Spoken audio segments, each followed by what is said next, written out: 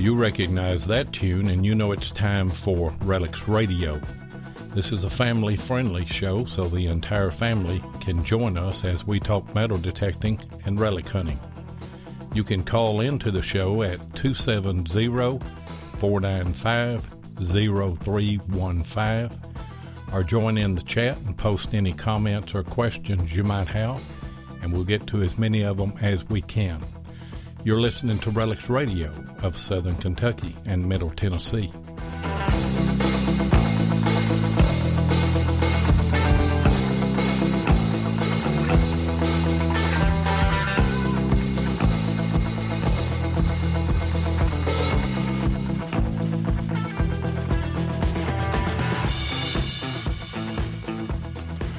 All right, we're live again. I tell you what, I just barely made it tonight. I hunted with Ron Reed and Tim Henderson, and we went off down toward Alabama and hit a spot I left here before daylight this morning and just barely rolled in, jumped in the shower and got out.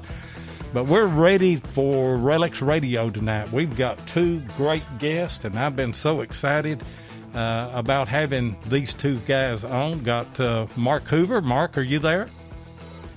I'm here, Devin. Okay. How are you? I'm doing great. And got Bill Marsh, Ohio Relic Hunter, on. You there, Bill? I'm absolutely here. Oh, great. I tell you what. Like I said, I've really been waiting for this show here. And little disclaimer, Tennessee Jeff is not going to be with us tonight. He's out of town on had another obligation, and thought that he might be able to use his cell phone, but the service was in and out there, and so it's impossible.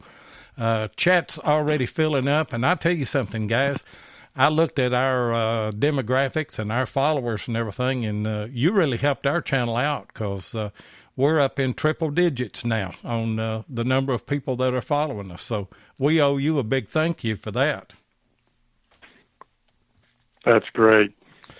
Wow. It is, and I know that I saw that y'all had shared things, and like I said, we talked a little bit prior to starting, and I told you guys I was going to have you work double duty. I'll go through just real quick and say something about the people that are in. Bill Hayes is in, and Ron Reed is in. Dennis is in. Let's see, Bob is in. Chris Heimsoff is in. And Paul Forsay is in, and I don't want to mention anybody twice here, but we're filling up pretty good. I tell you, Trenton Yoder is in tonight. We've been missing Trenton.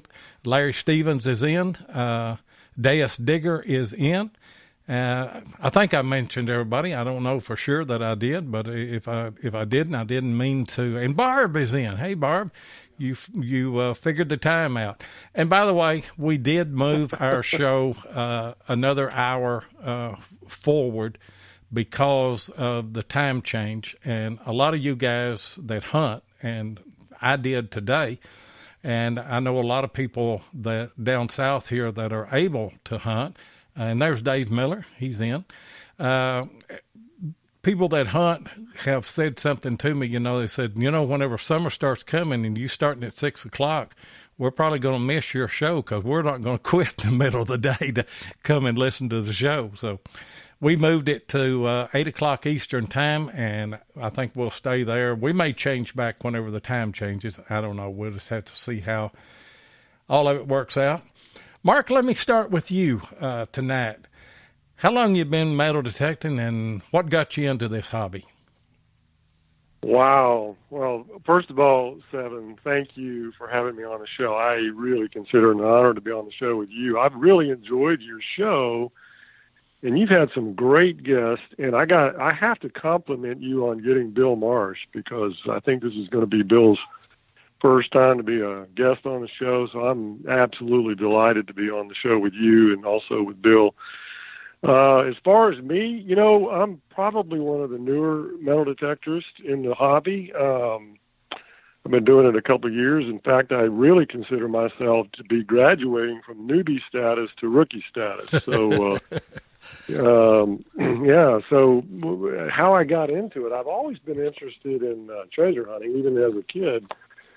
But I never really got into the hobby of metal detecting until around 2011.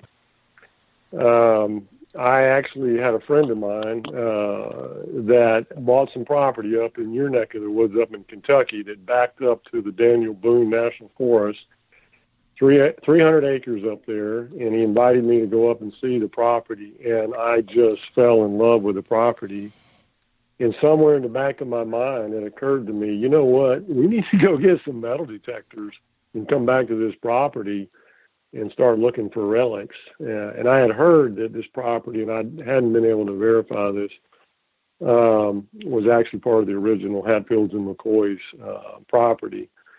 Anyway, we agreed on a day to come back to Orlando and go to Kellyco and buy some detectors. And believe it or not, Seven, I showed up and he didn't. And so I spent about a half a day looking at detectors, and I actually bought an AT Pro. And that was in December of 2011. And I didn't really know at all what I was doing, so I went over to the beach and started looking. And, I found some coins and a few crosses, and I found a woman's cell phone. And I just remember how excited she was when I called her. I actually found out her number on the phone, and I called her and I said, I think I might have found your cell phone. And she almost went through the phone. She was so excited. And I think she had about 500 contacts on the phone. So it wasn't the phone so much that was valuable. It was all the information on the phone. But it gave me my real first taste of finding something with the metal detector and then getting it back to the rightful owner. So I did that for a few months, and then, I set the metal detector down. I got really busy with work, and about 2.5 years ago, my wife said, you know what, you need to get a hobby. You need to get a hobby. And I said, well, I'll tell you what, there's a metal detecting club here in Central Florida. I don't know anything about it, but if you'll go with me to the meeting, I'll go to the meeting. So we started going around the beginning of January 2016, and we have just fell in love with the hobby, with the people in the hobby, with the traveling and the adventures we've been able to go on. So, like I said, I'm relatively new, but I've just had a blast doing this. So that's really how I got started. That's a great story, I'll tell you what. And I know that I've talked to you before. And I know that your wife hunts, and she hunts with a Tesoro, and your grandson and your granddaughter also hunt, and they hunt with a Go Find 60. So it's a family affair with you guys, isn't it? It really is. And, I love the fact that, my grandkids are interested in it and want to do it, and that we can do it together as an adventure because it allows us to travel. It allows us to do things together, and my hope is that they will continue doing that, and that in the process they will appreciate history. And just a kind of a little side note to that, my granddaughter was in school, and she was in third grade last year, and she said, I metal detect with my granddad. And all the kids looked at her and said, girls don't use metal detectors. And she said, oh, yes, they do. And she showed them a buffalo nickel that she found, and so they all got excited about it. So my granddaughter Friday night just joined our club as a full-fledged member, so she's going to be the youngest member in the club, but she is now a full member and will be doing a lot of the activities with us. That's just great. And I want to talk about the club that you are, you're actually an officer of, in a moment, but want to get over to Bill. Bill, how long have you been hunting, and what got you started in the hobby? Well, it's kind of a long story. but I've been hunting over 20 years. Started out as a kid. First memory I have of a metal detector is my grandfather owned kind of a junk shop, and he came walking up the street one day and had a metal detector. And I remember that big old heavy blue box, white. Yeah. And went out in the yard and, testing that thing out for probably about a half an hour while he's up there talking to my mom. And of course, he took it back home with him. And many, many years later, I found one at a swap meet when I was a teenager out in Washington State. Got into it a little bit, and of course had other things to do, so never really stuck. And fast forward to about 1993, I moved back here to Ohio from Seattle, and pretty much been into it ever since then. And really got hardcore into it since about 2003 or so. That's when I started doing the research and stuff like that, and hitting some of the older sites. Yeah. And for those of you that don't know, Marc Hoover is in Florida, near Orlando, and Bill Marsh is in Ohio. I don't know exactly, Bill, where you're located at. Southeast Ohio, about 50 miles east of Columbus. Okay. Well, you're not that far from me then. But you and I kind of got started in the hobby the same way. I picked up a detector at a pawn shop, and it was one of the old whites, and cost you a fortune to keep batteries in the things, and absolutely, they weighed a ton, and the batteries and everything, they were expensive, if you got out with them. But I learned to hunt by sound, didn't you?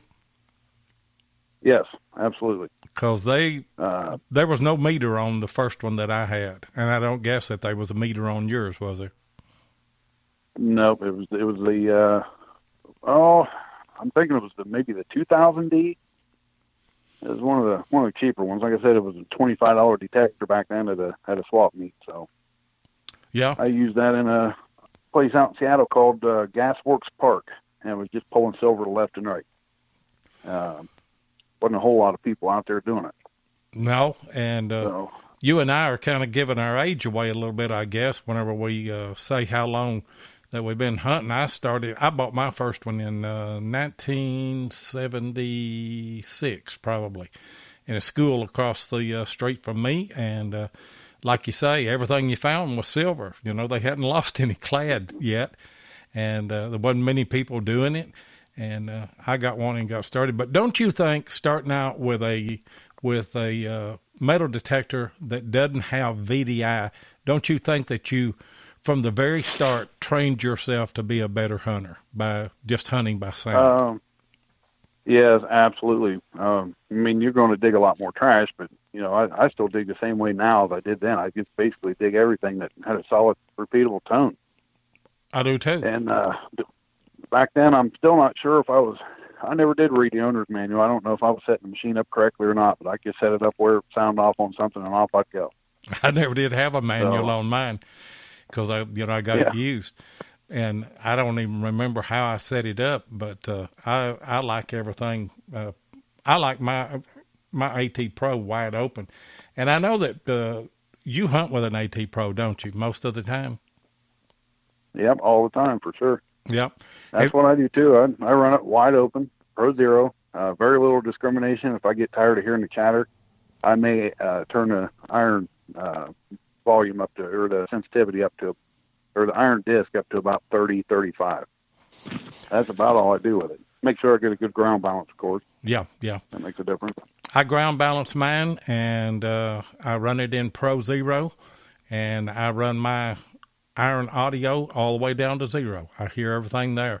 And I think that, I know over the past 2 or 3 months that there was a cut Spanish silver and a large cent that I wouldn't have found if I was even running probably 25 or 30 on my iron audio, because they was the signal was really, really, really choppy. And I think that the most that cut silver came in was like 32. But I don't look at the numbers all that much. Every once in a while I will. But, if I get a signal that sounds too good, I'm apprehensive about even digging it anymore. Right. Because everything that I dig, is kind of a choppy signal. Let me put out the call-in number. There may be some folks out there that want to call in and talk to either one of these gentlemen. It is 270-495-0315 here at Relics Radio. Let me jump back over to you for just a minute, Mark. Tell us a little bit about the Central Florida Metal Detecting Club. Sure, I'd be glad to do that. So our club was actually founded in 1972.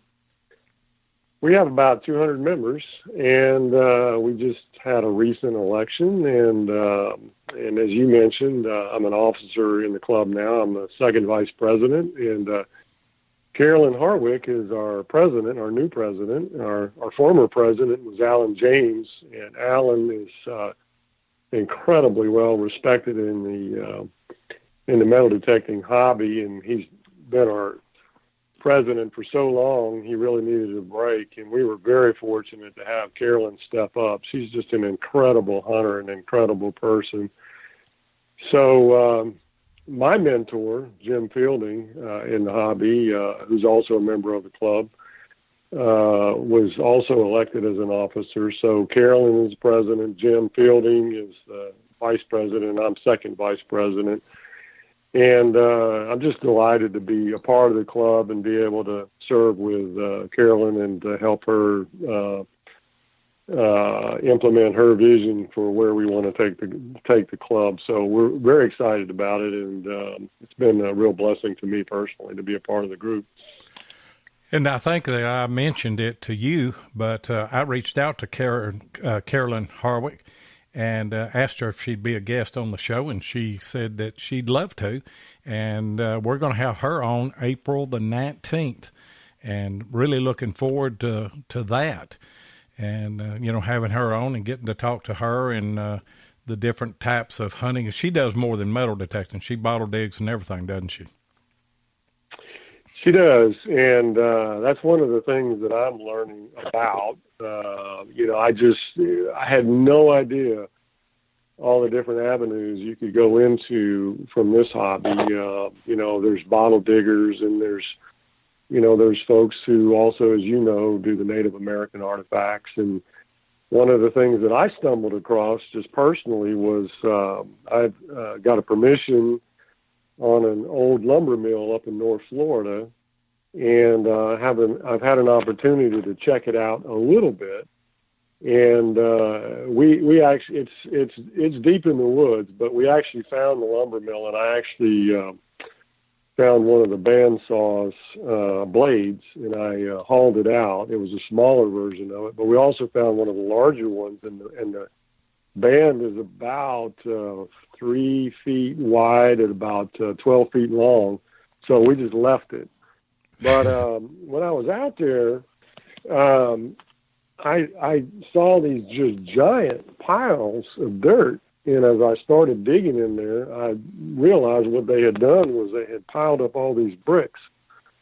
So I started collecting bricks, and I hauled a few of them out, and I started doing some research on them and realized that a lot of these bricks were made in Missouri, and they were, I guess there were clay pits, and they would dig these clay areas and then haul them to the brick factory. So, it's just one of those things. I had no idea that people collected bricks. I certainly was looking for metal, but found out that people also collect bricks. So there's all different kind of areas you can go into. And,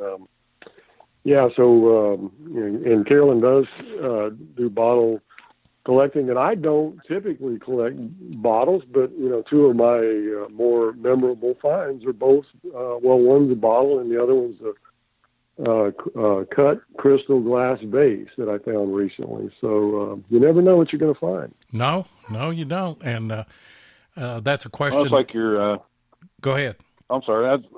I was just going to mention one of Mark's finds that he was sharing the restoration process with me, and that was that Boy Scout axe. That's definitely worth mentioning. I don't know if you're done with the restoration on that yet, Mark. Or I am. I just finished it last week. Thanks, Bill. I had actually forgotten about that. I was up in New Jersey last year at Digging, South Jersey, which was a fun hunt, and there was on the property there. It was a seeded hunt, but they told us that on one of the particular hunts that they buried some coins, it was also virgin territory that had never been hunted before. So people were finding relics in this particular area beyond what was seeded. And I actually found an old Boy Scout axe head that we did the research on and figured it came in around the 1950s based on what was on it. It's stamped Boy Scouts of America, and it has a logo called Plum Guaranteed. Plum was the manufacturer of all the Boy Scout knives and axes and all of that around that time frame. And so I decided, because I was in scouting and I have a very fond memories of scouting, and we still work with the scouts even with metal detecting today, I decided to restore it, and found a hickory handle for it. It still had the original metal piece that you insert into the wood to expand the wood so it keeps it from falling out.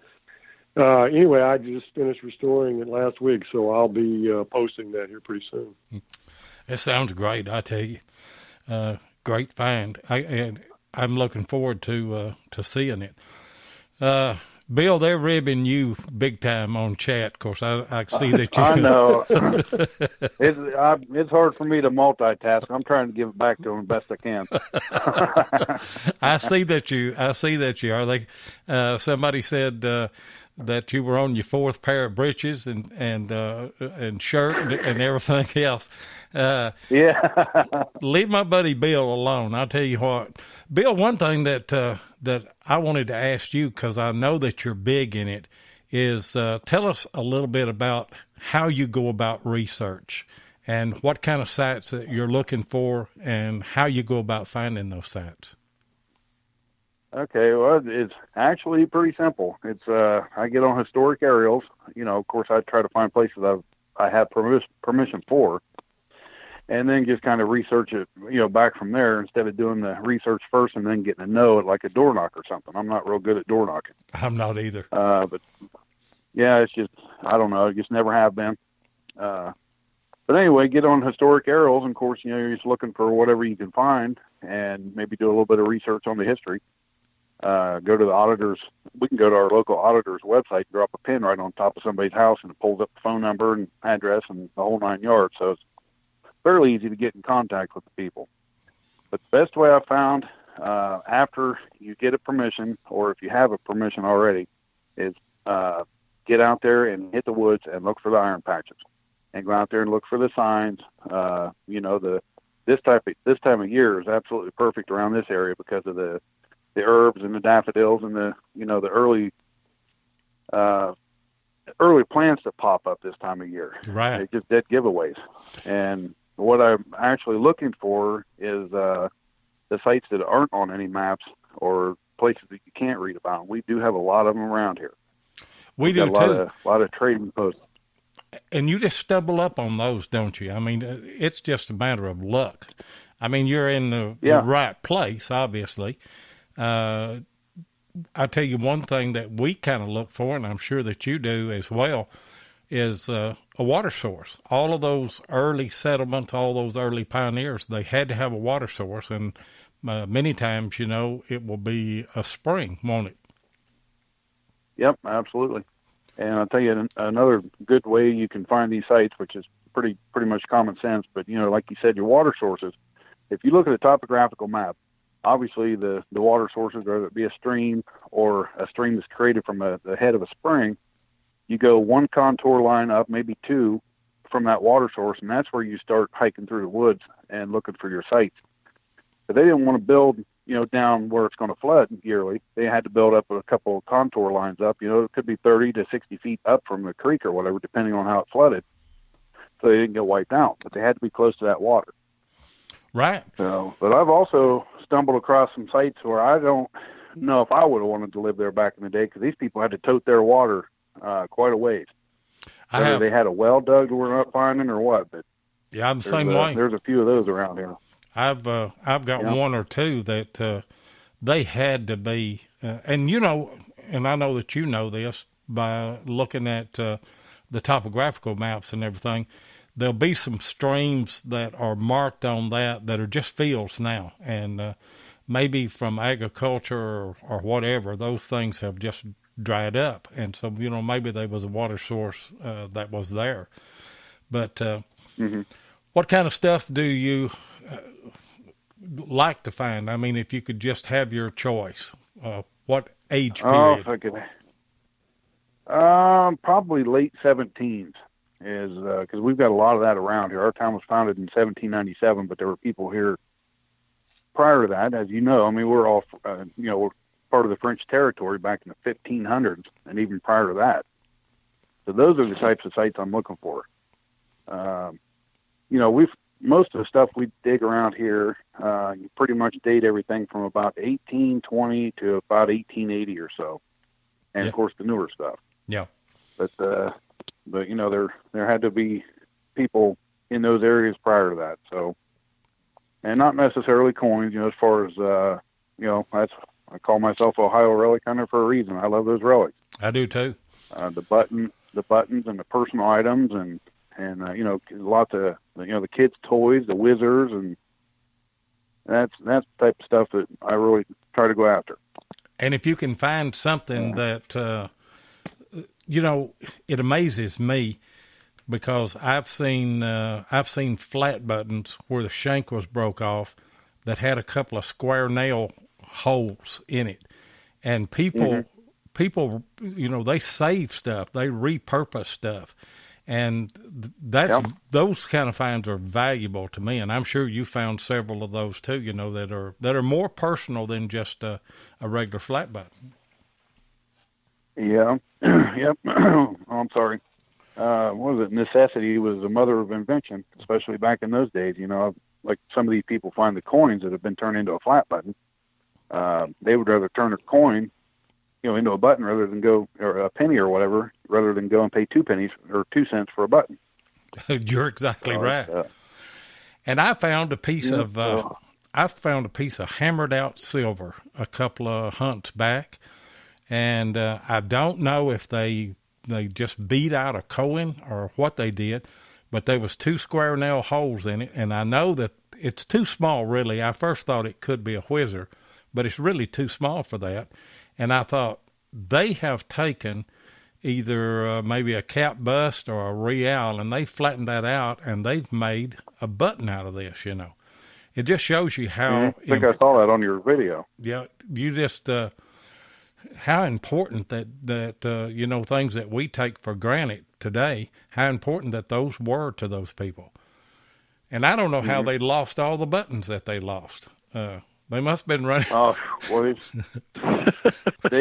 well, up here I kind of got an explanation for that. We've got a lot of multi-Florida rose. That stuff will rip your clothes to shreds for sure.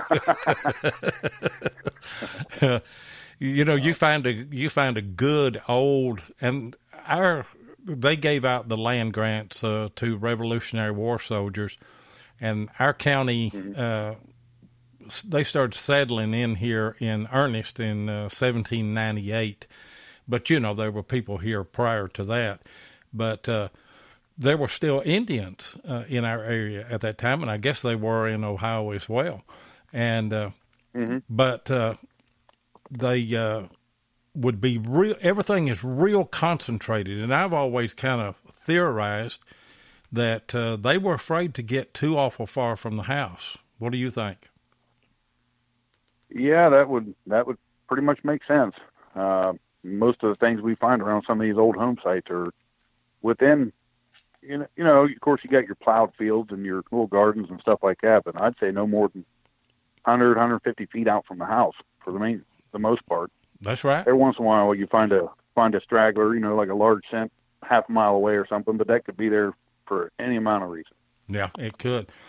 So, are you fortunate enough in your part of Ohio to find large scents like they do throughout most of Ohio? oh yeah, yeah. We find them like they're Wheaties up here. Find them like they're yeah. I've made mention, and me and Jeff joke about it. See, we call them Ohio Wheaties.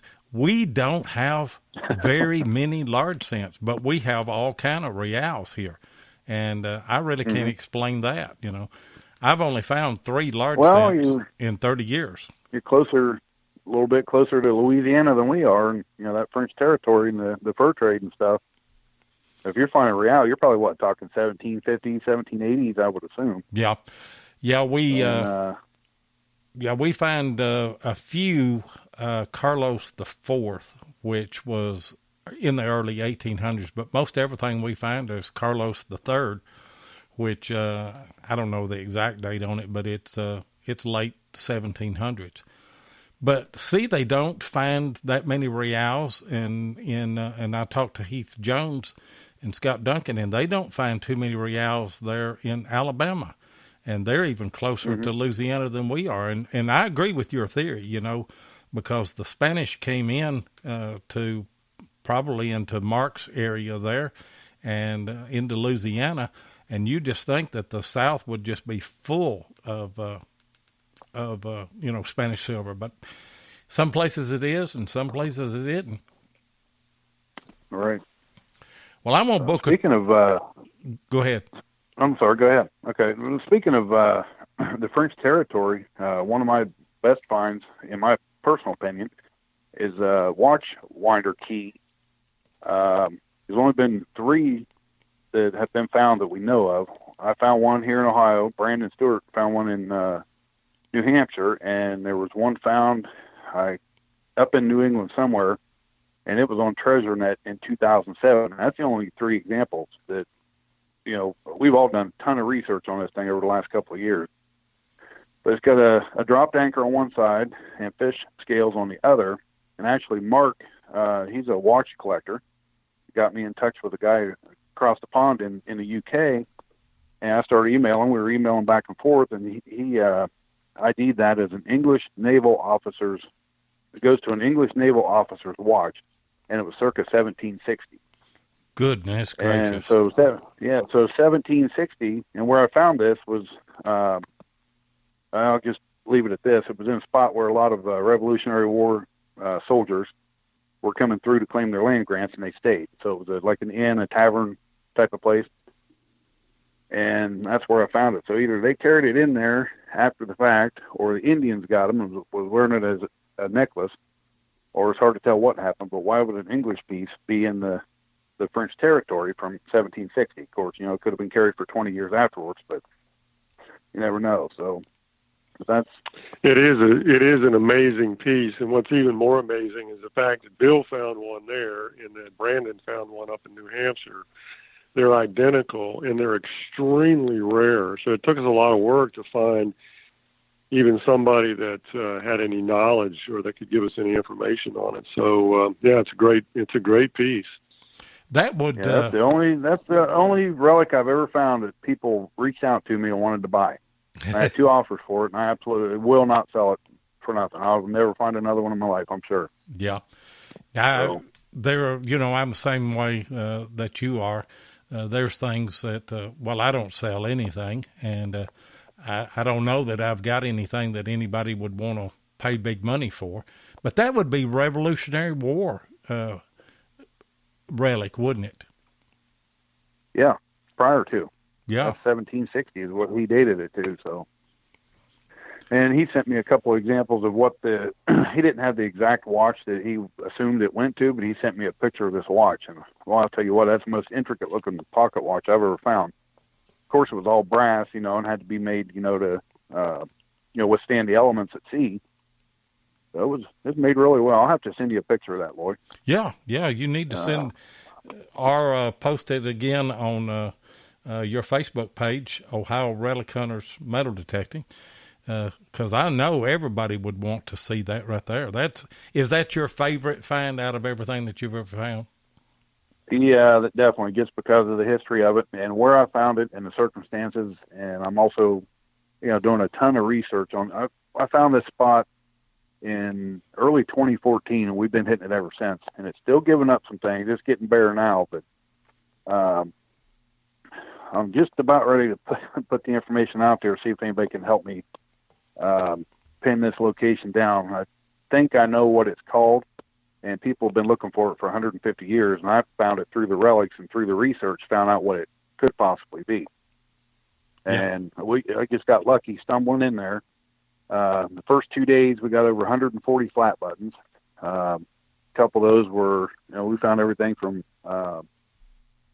Eagle infantry coat buttons all the way back to stuff from 1724. We've dated some of those buttons back to then. And also a bunch of War of 1812 script I buttons and some artillery buttons and stuff like that from the War of 1812 that's come out of there.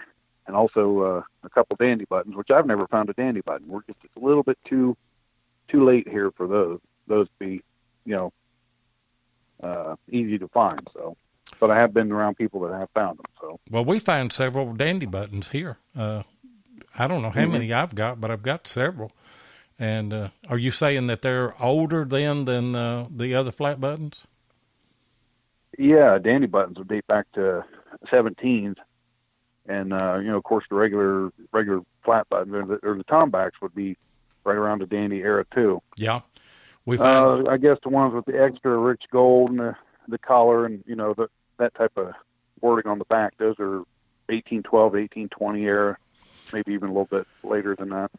Well, from what I've heard, if they've got a back mark on them, they are, like you say, 1812, 1820, or on, probably on into the 1850s or 60s.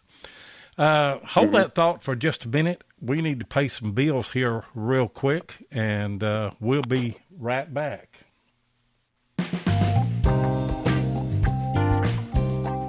If your passion is metal detecting, then you know how much your success is based on the equipment you use.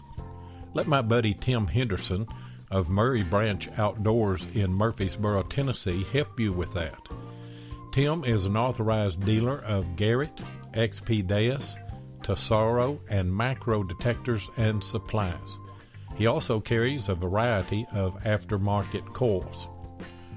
Murray Branch Outdoors is not only competitive in their prices, but the service after the sale is second to none. We've all experienced those situations where we purchase a new detector and then we get out in the field and we have questions about settings or operation of that particular detector. Well, I tell you what, with your purchase from Murray Branch Outdoors, you're also going to get Tim's personal cell phone number. That's right, his own cell phone number, and you're just a quick phone call away from getting answers to those questions. Now try that with some chain store purchase of a detector.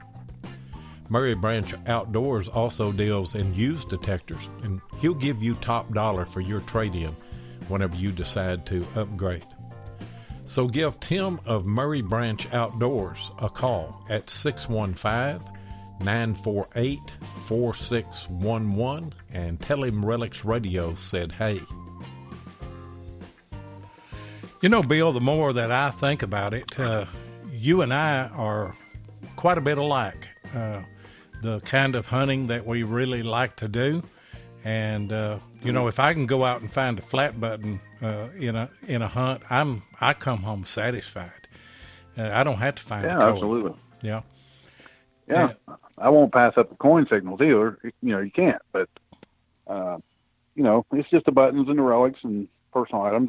That's why I do what I do, I guess. Yeah. Yeah, I'm the same way. I love to find coins. And Mark, I'm not neglecting you, but Bill may have to cut out a little bit early, and so I want to get as much conversation with him as I can before he has to leave, and then me and you will wrap things up if he leaves. How about that? That sounds great. No, keep going.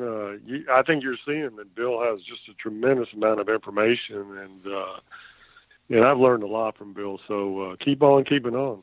That's what I'm trying to do tonight is learn as much as I can from Ohio Relic Hunter.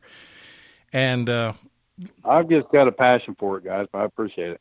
Yeah. Well, I think anything you have a passion for in life, you're obviously going to enjoy it a little bit more and learn as much as you can about it and get good at it, basically. So I'm not an expert by any means, but, I love to learn it. I learn something new every day. Yeah, I do too. Especially from some of the newbies that are coming in. These guys have watched, I don't know whether it's YouTube or what, but they come into the hobby with just a great amount of information. And then you kind of tweak their knowledge a little bit. I've learned a lot of stuff off my buddy Zach Peters, which has moved down there towards you guys. He's in Tennessee right now. He came in as a newbie, and boy, he's really good at getting permissions. And he's dug one of the best relics I've ever seen dug in my life. And out of a site that we've all hit that he got permission for. And of course he moved away and gave me the permission and all the, I got the whole town history book sitting here beside me on my desk from that area. But he dug a dragoon martingale out of this field. Oh man. And it was just, that was amazing. We were all out there shaking. We actually got that one on video. That was a great find. I tell you what. Yes, it was. Those don't come around every day. They sure do not. No, especially a dragoon, they were lucky to even have those. Yeah, they were. Did you find a lot of War of 1812 stuff there? It pops up occasionally. Most of the stuff we find as far as military related is Civil War. Of course, not only from Morgan's raid, but we had 330,000 Ohio guys go down. A lot of them came back, so they brought some stuff with them. So I find the occasional 3-ringer laying around every once in a while. Probably got half a dozen of them here from different sites. And of course, the coat buttons, the eagle buttons, several of those.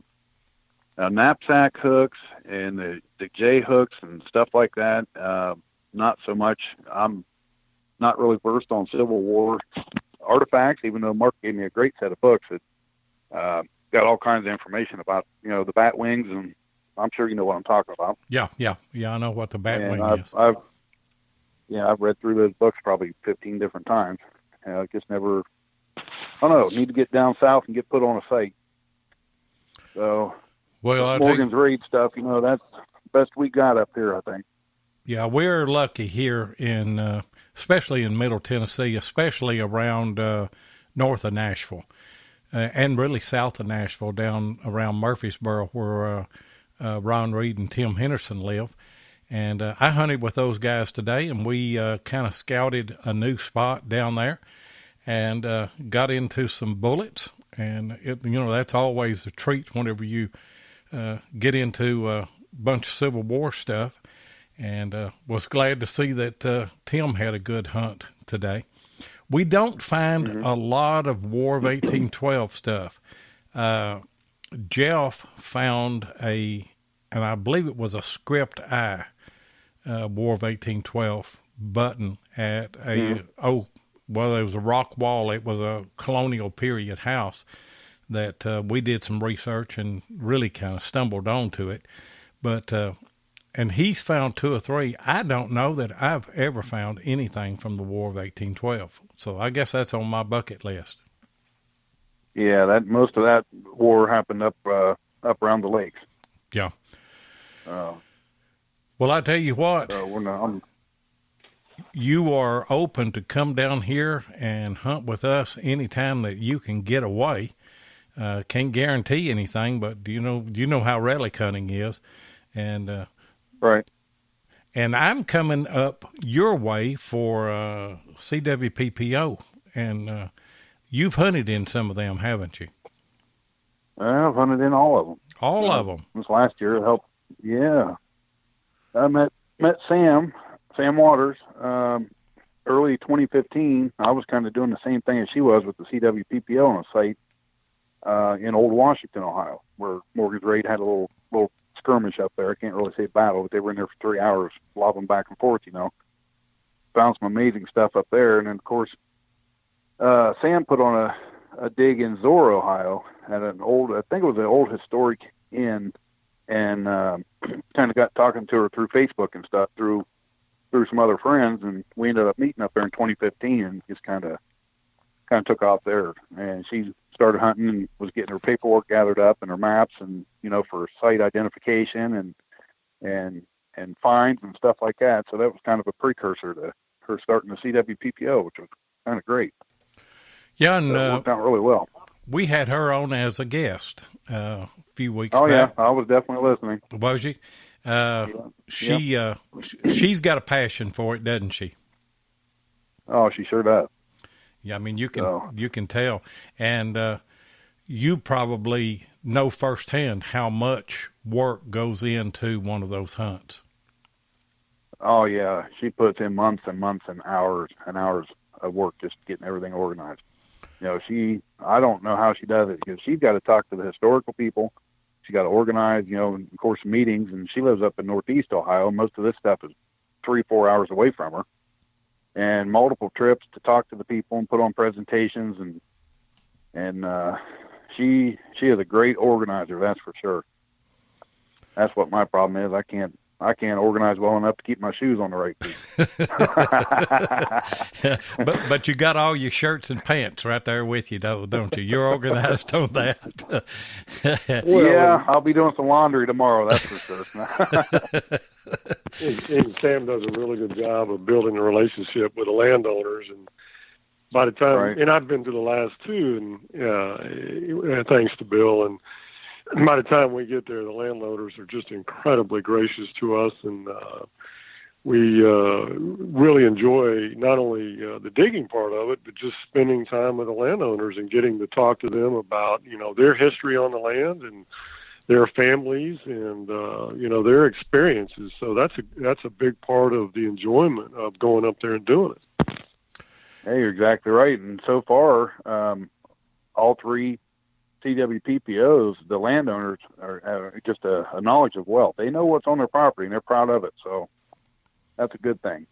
And it makes things a lot easier. Yeah, and I like the way that hunt is set up. First of all, it is very inexpensive to entry fee to get into that. But also, I'm a big proponent of whenever you find that stuff, donating it back to the landowners where they can keep it with the property there, where they can display it and everything. And that right. builds a good relationship. But you don't have to talk to Sam Waters very long until you just fall in love with her. I mean, you wouldn't have to talk to her 10 minutes, and you'd say just go hunt anywhere on my land that you want to, because she's just a very personable person. Yep, definitely. And another thing, you mentioned the fee for the CWPPO. It's not actually a paid hunt. That $40 is a entry fee, and that gets you a shirt, a hat, a bunch of stickers, your packet that she puts together, and all this stuff. So if you really look at it, it's basically free, and you're coming home with a bunch of souvenirs. Yeah, and that's a real deal, and I didn't know anything about that until earlier in the year, and I don't remember now who I heard mention it or seen it on Facebook or what have you, and then I reached out to somebody, and I don't know who put me onto it. It may have been Mark, or it may have been you. I don't know. Hey, Woody Jones has a question in the chat. Okay. He says, when is the hunt, Lloyd, and I'm assuming he's saying when can we sign up? Woody, the hunt is normally in October, and if you go to cwppo.org, follow that fairly close, at least check it a couple times a week. Sam will put out an announcement when the sign-up sheets or sign-up is. So as far as I know, pretty much know where the site's going to be this year, but I don't want to mention anything yet. So Mark just put up the link there for cwppo.org. Yeah. And Sam also has a CWPPO Facebook page, and that's where if you've got a question, you can ask Sam, and she'll usually get back with you right away. She does. In fact, we mentioned it on the show. We were talking about it and mentioned it, and she sent me a message. Thank you for mentioning, CWPPO. And I said, well, I was interested in coming and hunting in that because Morgan's very first battle on his first Kentucky raid is about 5 minutes from my house. So that's the Civil War camp that I hunt here all the time. And so I said, we've got a connection, and I just, it's kind of a personal thing, but I'd like to have a bullet from Ohio that was related to that raid as well, just kind of put in my collection and treasure that. But, she got right out, right in touch with me real quick. And so if you're interested in that, like Bill said, just go to the Facebook page and watch that, because, there's nothing definite yet. And so, you just have to kind of watch that. One other thing, Bill, I know that you dealt with Lyme disease. Is that correct? Yeah, I'm still dealing with it, to be honest with you. Are you? Yep. What repercussions do you have from that, if you don't mind me asking? Well, Lyme, first of all, if someone gets bit by a tick and they get Lyme disease, it's not the end of the world. If you catch it early within the first, year or so, it's a heck of a lot easier to treat. Mine went undiagnosed for, we're guessing, anywhere between 8 and 12 years. So I went to the doctor. Actually, Barb came up in August of 2015 at an event called Food Fest, a seeded hunt, and that's where I first met her. And she was talking about Lyme disease and stuff. So I was thinking, I've got those same exact symptoms cropping up here. I better go get tested. And I went and got tested. My scale, I forget what scale they measured in, but it was way off the chart. But if you let it go, it'll turn into what I've got. And it basically feels like you got a hangover 24/7, which that part of it's gone because they put me on a heavy dose of antibiotics. So the brain fog is gone. But the muscle cramps and fatigue and stuff like that, and the arthritis symptoms, I'm stiff as a board all the time. And I even, do some stretching and stuff. It's just, I hate not calling anybody old, but I feel like I'm 75 years old and I'm only 45. Yeah. So. And I know that Barb has dealt with that too, hadn't she? Yeah, she has. She was actually, I think she was taking her medication when I first met her. Yeah. And for those, she's calling us both Limers in the chat right now. Yeah, so. I've seen that. And for those of you that don't know, let me put this in, Mark, and then I'll let you come back in.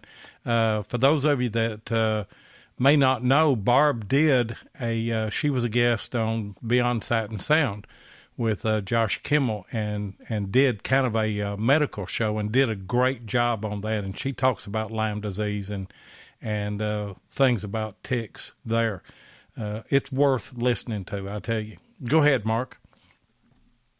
Yeah, no, I was just going to reiterate some of what Barb has said in the past about it. And Bill and I have talked about it often. It's one of those things where not everybody completely understands Lyme disease, even the medical profession. So if you, in what we do in the hobby, when we're out in the woods a lot and getting bit by ticks, it's really incumbent upon us to insist that our doctor actually tests for Lyme disease, because if you don't, they won't. And very often, yep, that's absolutely. They may miss it. Go ahead, Bill.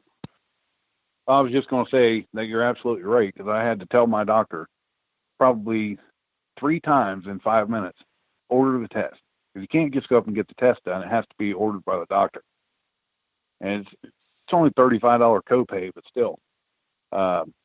It's just, she insisted, she was going by the CDC guidelines, and she said it's absolutely a rarity in Muskingum County to get Lyme disease. And since I came back positive, several other people that were complaining about my symptoms, of course, she's got multiple patients. Within 2 weeks, there were 8 more people in my town diagnosed with Lyme disease. So it's a little bit more rampant than what the CDC guidelines or whatever shows, because not all cases are reported because it's not so well understood yet. That's what I was fixing to say. A lot of cases, a lot of people may have it and don't even know it, like you did, for, what'd you say, 8 to 10 years, probably? Yeah, somewhere in there. that's just a guess, but I'm just going by the symptoms that I've got, And so I'm just glad. I mean, it can get worse. I mean, I don't know if you've heard this or not, but the actor, singer, songwriter Chris Christopherson, I think about 15, 20 years ago, was diagnosed with dementia, and he basically went nuts. Well, they found out that he had Lyme disease. He got treated for Lyme disease and come out of it within 2 weeks. And that's how bad this can get. So he's had it even longer than I've had it, obviously. So, I mean, that's where I was headed, down that road, and with locked jaw, and it leads to Alzheimer's and all kinds of things. So I'm just glad we caught it when we did. I actually still need to go back and get tested. I was supposed to go back and get my third test in October, but of course the CWPPO came up the same day as my doctor's appointment, and I did that instead. So, well, you probably need to get on back there and get all that checked out. Let me ask you another question, because we all have these things that we probably should have found metal detecting, and we haven't. We call it a bucket list. I don't know if it's really a bucket list or not, but what is on your list that you think that you should have found and you haven't yet? Was that question directed towards me? Yeah. A GW button is number one, has always been number one on my bucket list, and also a 20-cent piece as far as coin related. I've found a lot of stuff on my bucket list over the years, and knocking them off slowly but surely, but those are probably the top two. Well, mine for a long time was a large sand, and then I found one, and it just kind of opened up the door. I found two more fairly quickly. But our last, we've got 3 videos in a row that me and Jeff both find bucket list things. There's something that we had never found. And then whenever I do the video from today, Tim Henderson found something that he found a bucket list item that he had never found, and he really outdid himself, because he found... I guess he found 5 more. He sent me a message that I had to leave because I was probably 3 hours away to get back home to do the show. And they texted me and said that both of them had found another, and what it was a Williams cleaner. And we don't find a whole lot of those here. But found a little pocket of those at the site that we were hunting down on the Alabama-Tennessee line. And... So, you could realistically find a GW button, couldn't you, in your area? I believe so, because I've kind of been following some of the building patterns of some of the, how they built the cellar holes and stuff in the Northeast. And a lot of those people in, early settlers in our area brought that knowledge with them. And those are also some of the, some of the sites that I'm looking for. Some of the signs. Now, we don't have the rock walls because we don't have the fields littered with the stones like that as much here. But as far as the cellar holes, the actual hole is concerned, and some of the wells that they built back in the day, that's pretty similar to up in the Northeast. So I would say, with our colonial history here, it's a good possibility we could find one. Yeah. So. Yeah, I think so too. So. One other question that I had for you, in your area there, what is the oldest coin that you found? The oldest coin was, it was last year that I found, was a 1754 2 real. And I'm still looking for my 1700s US, and I have not made it there yet. So, and like you were saying about your large cent, as soon as you find one, you find another. So I think 3 or 4 weeks later, I found another one. It's Slick Rick, but I can tell it's a 2 real. I just can't tell what variety it is. Yeah. Well, I tell you what, you're going to have to, finding a 1700s U.S. coin is extremely rare because there just weren't that many years. What was it, 1792, whenever they first started minting coins? I know that's whenever the first... 1793 flowing hair, I think, wasn't it? Yeah, but the first Coinage Act was in 1792, and I think you're right. I think the flowing hair was the first one. I should know that because I just did a history clip on half cent. Jeff found his first. Yeah. And yep, I found my first last year as well, 1804. And closest I've got 1700s to 1803 drape bust. And as soon as it oxidized, the detail just flaked right off of it. So I was just lucky to even get a date off of it even if it was just for 15 seconds. So.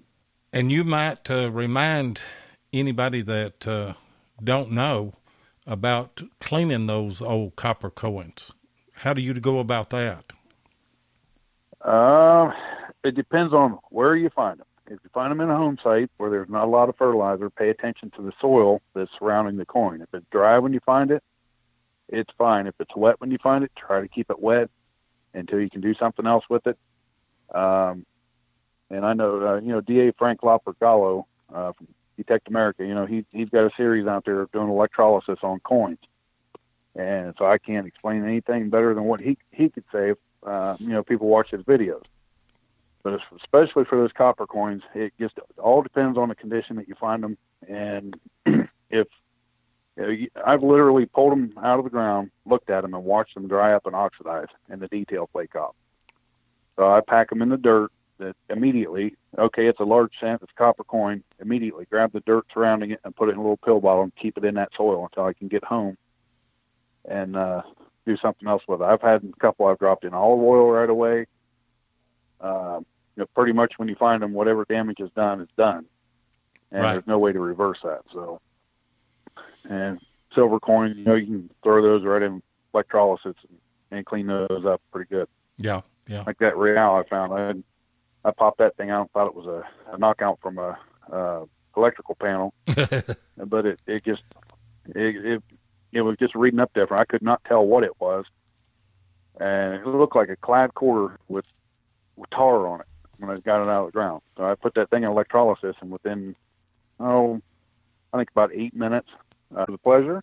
And you're welcome up here anytime. It's always a good time to get to talk with Mark. We talk quite often, so yeah. So that being said, I'll go. You're welcome here anytime that you can get down this way. Just give me a heads up a day or two. I'll extend that invitation to you too. I've got several good sites around here, and I'm actually this year nailing down a ghost town site, and there's literally hundreds of foundations there, and most of them have probably never been touched. So we're going to be pretty busy. And these date back That's around. Great. They're not really real old. They're probably 1830s to 1880s roughly, without doing a whole bunch of research on them yet. That's old enough for me. So, I'll tell you what. Yeah. You got a deal. I'm going to come up there and hunt with you. But again, great to have you on. All right, guys. Appreciate it. I'm going to go ahead and get off here and go get my wife from work. So I'll see you later, Bill. To the show in the car, and have a good one. Okay. Thanks for having me. Tell your wife thanks for letting you stay with us for this long. Oh, I'm going to owe her for a week. So, all right, guys. We'll see you. Have a good night. Okay. Bye. Good night. Wow, what a great guest! What a great man to talk to about his knowledge and his experiences and everything. But Mark is too, and you understand, Mark, that I wanted to get as much in with Bill before he had to go. And absolutely, yeah. Did we get everything that we wanted to say about Central Florida Metal Detecting Club? No, we didn't, because y'all got a big hunt coming up, don't you? We do. Yeah, let me tell you about that hunt, and then I want to tell you how I met Bill. So I'll tell you how I met Bill after I'll tell you about the hunt that's coming up.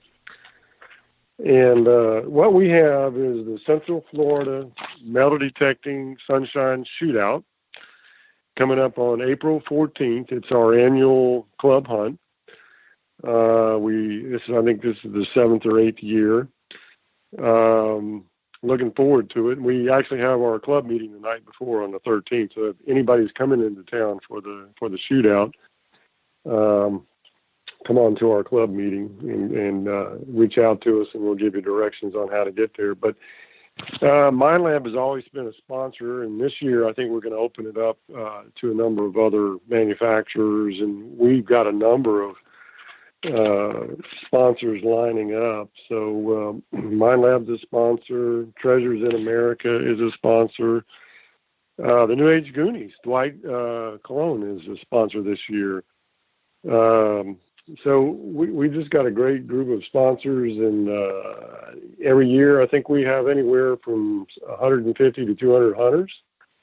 And last year, I think, if I remember correctly, with all of the metal detectors and all the giveaways and all the things that go into the ground, it was somewhere over $23,000 worth of coins and relics and prizes that people can win throughout the day. So it'll be a great time. It'll be $99 is the cost. And if I get a chance here, I'll drop or if somebody else listening can drop the link to the registration into the chat, that would be great. It sounds good. I mean, it sounds like a massive hunt. To have that much money tied up, there's a lot of stuff going in the ground, isn't there? There really is. It's a lot of fun. And this year, I'm especially delighted to have, we're going to have a couple of special guests. Our guest speaker is going to be Steve Zazulik from Canada. Steve is a well-known water hunter and treasure hunter. And he's been in Western Eastern magazine for Find of the Year. And he's going to be coming down. And since we live so close to the beach, we're about 45 minutes to an hour at the most. A lot of us are looking forward to having Steve with us, talking about hunting and diving and looking for coins and relics in the water, because that's a whole new genre that a lot of people are not into, but we have the opportunity to do that here. So Steve will be there, and Carl Fismer will be there all day with us at the hunt. And of course, Carl was one of the treasure hunters for the Senora Nuestra de Atocha, Mel Fisher's find down off of South Florida. So Steve and Captain Fismer will both be there, so we're excited to have them there at the hunt with us.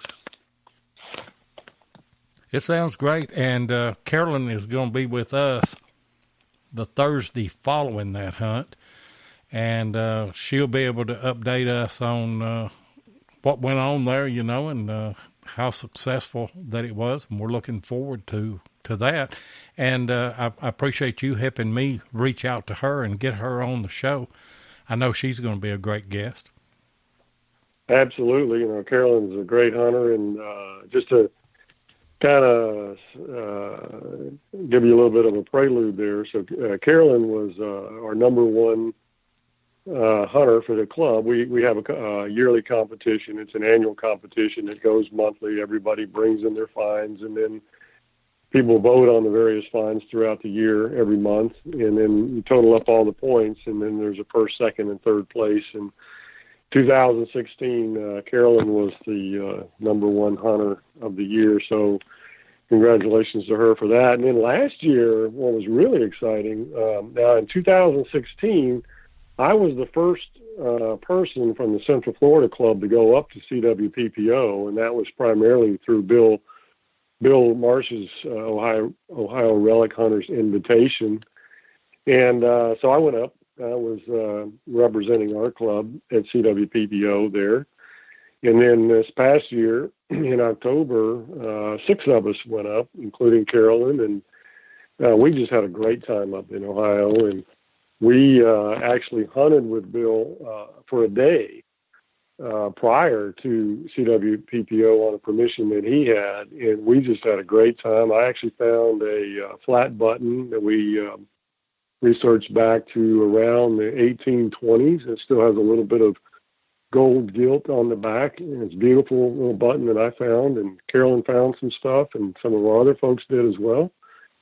And then during CWPPO, there was a competition where everybody turned in their finds, and then the landowner, picked out the best finds from his perspective, and then decided on which was the find of the entire event. And I was standing about 10 feet from Carolyn, and she was digging a hole, and she walked over to me and she said, "Well, what is this?" And we both looked at it, and neither one of us knew what it was. And I said, "You know what? I don't know what it is, but I know who does know. It's, go talk to Denny Morrison, ring finder." And I don't know if you've talked to Denny before, but Denny's up in Ohio and really wealth of knowledge. And the best way I can describe it, and maybe we'll get somebody to put a photo of it in your Facebook page, but it was lead, and it's a lead stylus pencil that they call trench art, where they would take either a lead bullet or lead and form it into a stylus so they could write in their journals. And they would use either ink or berries or even blood sometimes to write in their journals. And Carolyn had found this stylus and turned it in, and that was picked as the find of the hunt for CWPPO last year. So Carolyn won a really nice prize package for that. So she's got quite the credentials, and now she's the president of our club. So you're going to have a great guest when she comes on. I believe so too. And again, I appreciate you helping reach out to her, and I'm looking forward to. I look forward to every one of these shows. We just have had so many good guests, and had two again tonight.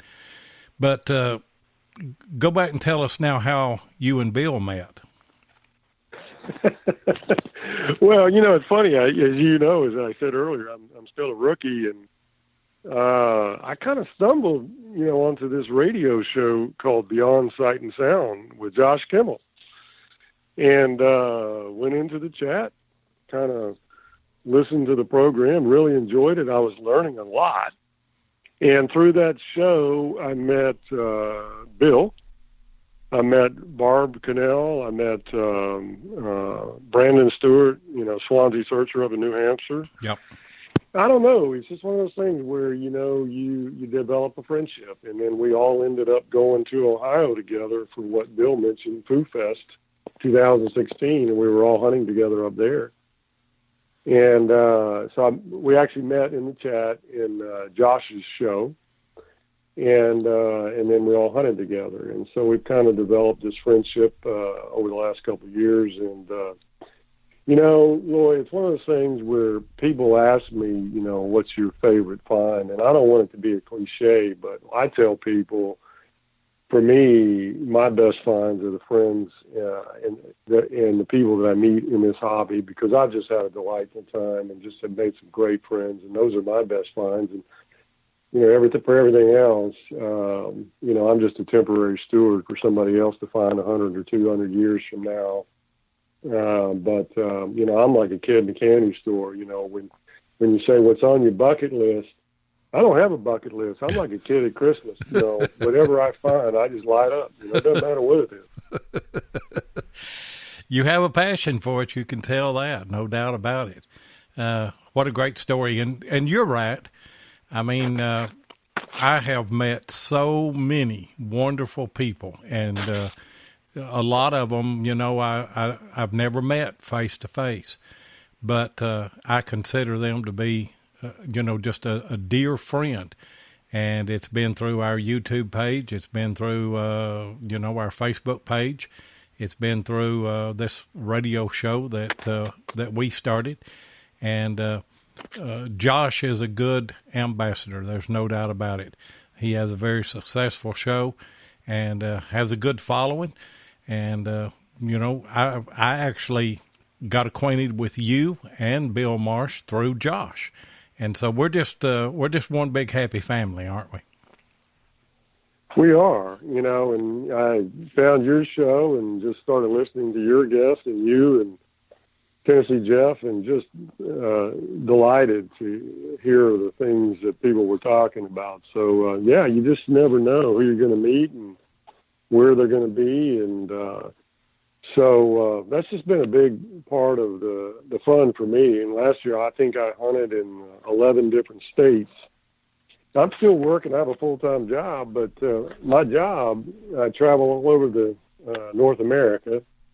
And so I've just had the great fortune of meeting some people in the West, up in the Midwest, up in the Northeast. And there's just so many other places I want to go. And I want to get up in New Hampshire and hunt with Brandon up there because he just has some amazing areas up there.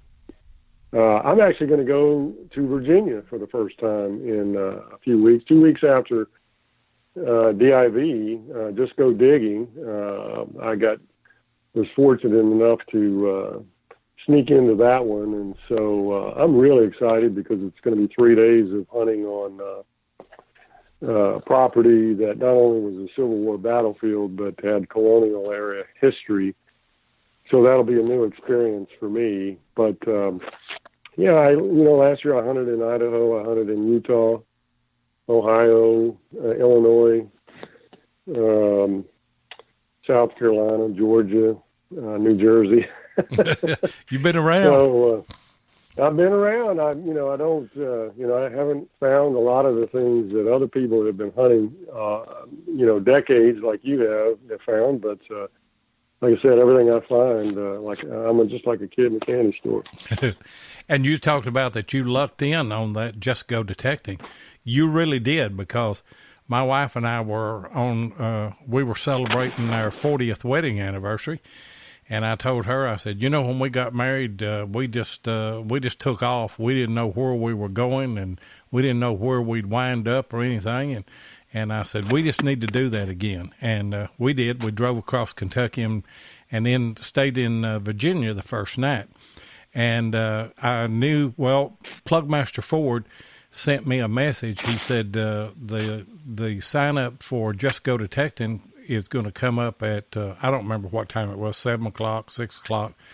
And I told her, I said, I can't do anything for a little while. We was fixing to go eat, I think. And I said, I need to sit right here and wait, because as soon as he puts that up, they say you need to sign up, put your name on there. And the very second that came on, I put my name on there, and I think I was number 168. And I said something about it on the forum. I said, wow. I put my name on the second it opened up, and I'm 168, and I think they thought I was complaining about it. I wasn't. I just couldn't believe that there was that much action that quick on that hunt.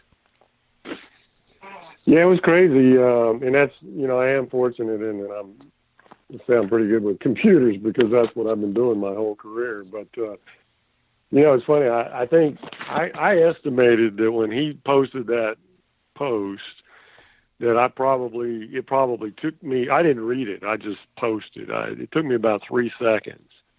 And I counted and I looked at it. I think, Lloyd, that there was probably 170 in the first minute and 400 within the first 10 minutes and maybe 500 after the first hour had signed up.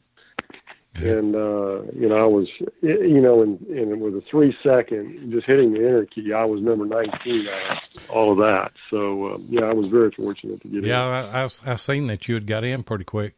We got one of your good buddies on the line right now, Miss Barb. Oh, great. How you doing, Barb?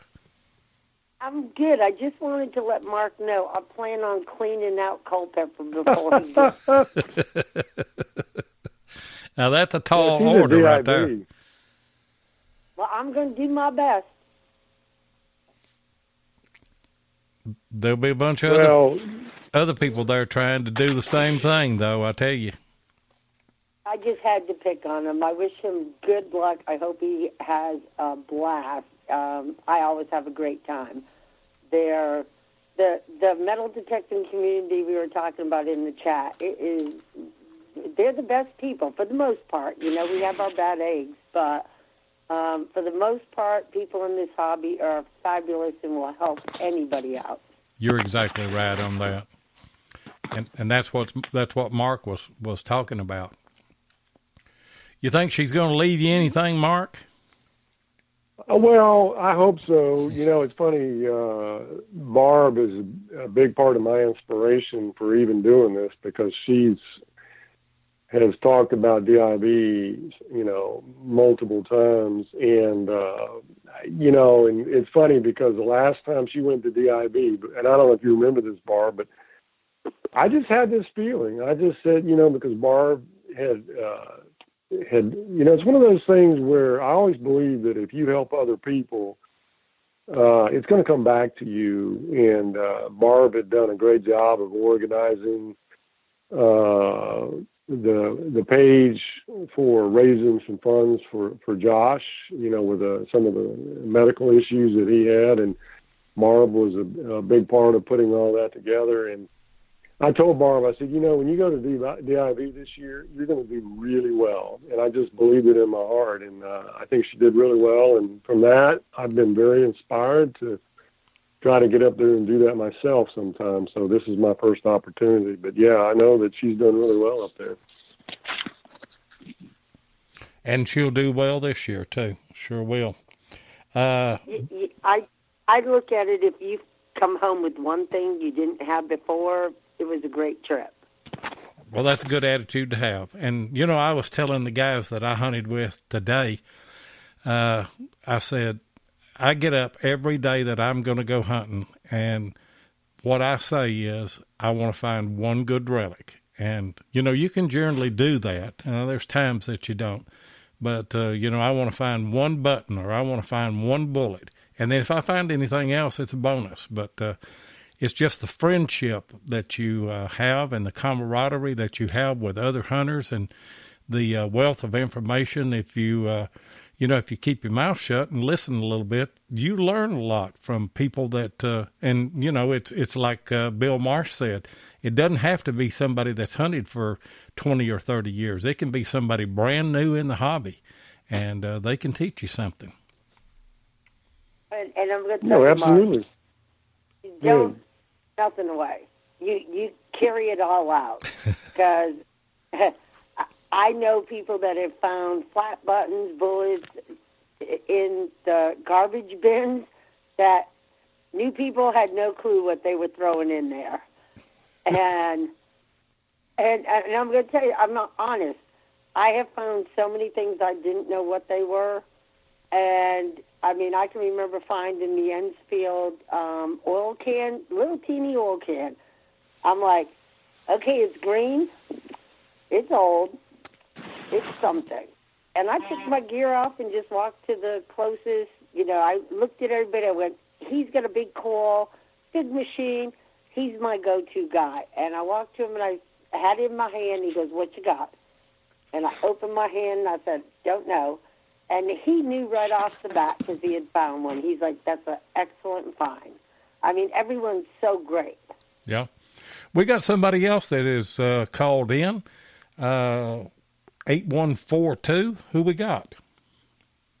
Hey, guys, you've got Brandon up here in New Hampshire. This is the first time I've listened to your show. I'm sorry I missed my buddy Bill, but you've got two of my other best friends in this hobby on the line right now, Mr. Marc Hoover and Miss Barbara. These are two of the most passionate people that you'll ever meet metal detecting. For people that have been doing this for less than 10 years, I know Barbara's been doing it for probably, 6 or 7, and, you're Mark for about 2 to 3 now. The passion that these people have is just unbelievable, and the amount of time they put into learning and reaching out to the public and doing things for other people. You could not have two better people on the line. Bill, that was on earlier, too. Bill's a really good friend of mine, too.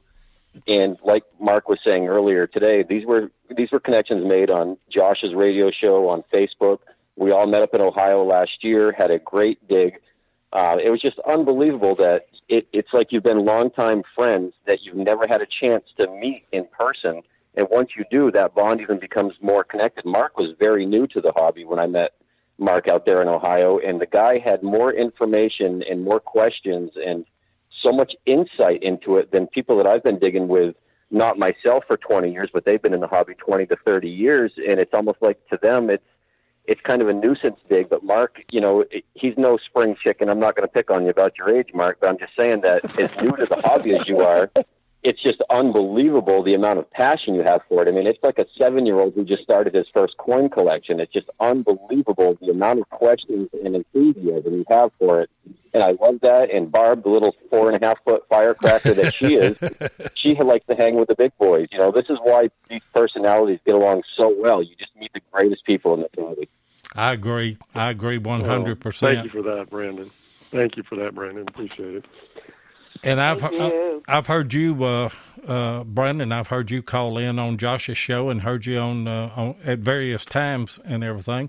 We've not talked back and forth, but I kind of feel like I know you. Of course, I guess I'm new to you, but I hope that we develop that same friendship. I'd love to. I'm going to tell you, send me the friend request on Facebook. I love to see what people are doing in this hobby. I didn't even know this radio show existed. Unfortunately, I'm not going to say that. I hate to say that as an insult, but Bill put me onto it the other day. I love following these radio shows because you guys put out such great information. You connect people. You bring in insight. You bring in hints, tips, whether it be safety, places to dig, reasons to get permissions, different types of mapping. Man, there's so much good information that you guys put out there. It's just great that it's put out there. I mean, Woody was just saying that it seems like a taboo thing for people to dig together in this hobby, and that it seems like it's almost a non-existent thing where some people live. But up where I live, we have a lot of guys that like to dig together here in New Hampshire, and I'd like to dig with these people all over the country. It's a different walk of life. Barbara, she's a transplant from Massachusetts down to the Carolinas. Mark's down in Florida. Bill's out in Ohio. I'm jealous of what people find in other areas of the country that I'm going to go and visit them to see what they're finding, and I want to dig on their turf. And likewise, people like to see what we dig up here in New Hampshire. I invite people to come up here and do the same thing. These radio shows, even better than Facebook, put these connections together and create events like what they're doing in Central Florida. It's just a reason to get out and do something different. Up here during our winter months, we're kind of at a standstill, so we do what's called a penguin dig every year in February. It would be great for somebody to go down to Florida and do Mark's hunt, that's coming up. It's just awesome that you guys do this. You take the time out of your day. You're not being paid for this. You're not making billions of dollars by any means by doing this, but it's a community meeting place that a lot of people don't realize. That's a great tool to have. I agree with that 100%. And I tell you, whenever you have a passion for a hobby, you like listening to people that have some experience and everything. And I remember a few years back, I listened to some political talk shows and things like that. And I thought, I wish that there was something on metal detecting that you could just turn to and listen to. And this is it. And it's archived, and I drive back and forth to Nashville at least once a week. And whenever I go up and I go down, or come back home, well, I tune into one of the podcasts that maybe I didn't get to listen to live, and just you're riding down the road and learning something all the time, meeting new people all the time. Lloyd, you were talking with Bill earlier about the metal detector that he used, and you guys were talking about the AT Pro. I think it's interesting that when the four of us met up in Ohio, we were all using the Garrett AT Pro. So it was just coincidental that we all just had the same machine. There's a lot of people that have that, and I use the AT Pro in when we hunt the colonial sites that we have here, or the old house sites that are full of nails. I just don't find anything that I like any better than that. But I will tell you that I hunted today and got to use the Equinox for a while, and Tim he used one today. And I told him, I said, when you get some bullet signals on that Nox, I want to bring my AT Pro over and see what it sounds like. And I want to listen to it on the Nox. And so we hunted some, but we did a lot of comparison stuff as well. And I took my GPX and hunted with it some. But anyway, he would find a signal, and I'd go over there with my Pro, And I'll just tell you something other. They were banging signals on that Knox that were really, really iffy. And I don't know that one or two of those that I would have dug with my AT Pro. And I know that Mark, you're waiting on your Knox to come, and I think Barb is kind of waiting to pull the trigger, aren't you, Barb? Well, I just have a problem of giving money when I can't get it instant gratification. So I'm like, okay, when one's available, let me know and I'll send you the money. Yeah. And, from what I understand, there's just a big waiting list on that. Everybody wants a 800. I know of a 600 or two that are available right now. If one, in fact, Tim Henderson has got a 600 that he would sell, and it's the one that we hunted with today. And it's a new machine. It's I guess you'd call it a demo. And but if you're interested in 600, and my chat's froze up. I can't get anything. But if somebody will put Tim Henderson's number back in there, he's got one of those. If you just have to have an Equinox right now, and you'd settle for a 600. But I tell you what, I'm hearing good things about it, and I think I'll probably get one in the future. I think a lot of people don't know this. I was actually one of the first people to use an Equinox in the United States.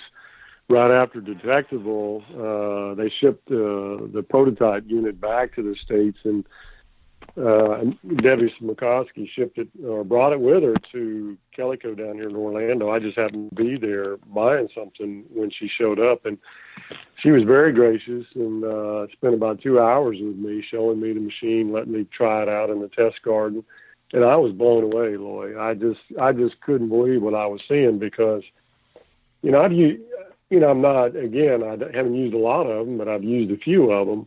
And the thing that impressed me the most, well, there was two or three things. One was how incredibly fast the processor is. It's just an amazingly fast machine. And she masked out a large iron bolt and had coins on both sides of it.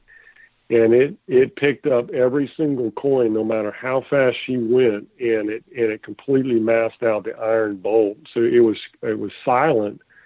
That was the first thing that got my attention. And the second thing is we did a test with a nickel, and it picked up the nickel easily at 12 inches on the VDI, and then started losing VDI. But when you had the threshold, it had a threshold break all the way at 24 inches.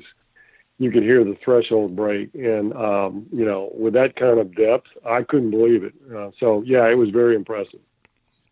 I was impressed today with it, and I've talked to several people, and I'm watching the videos and everything. And Swansea backed out on us. I was going to tell him, thank you for the call. Appreciate it, brother. Coming and listening to the show.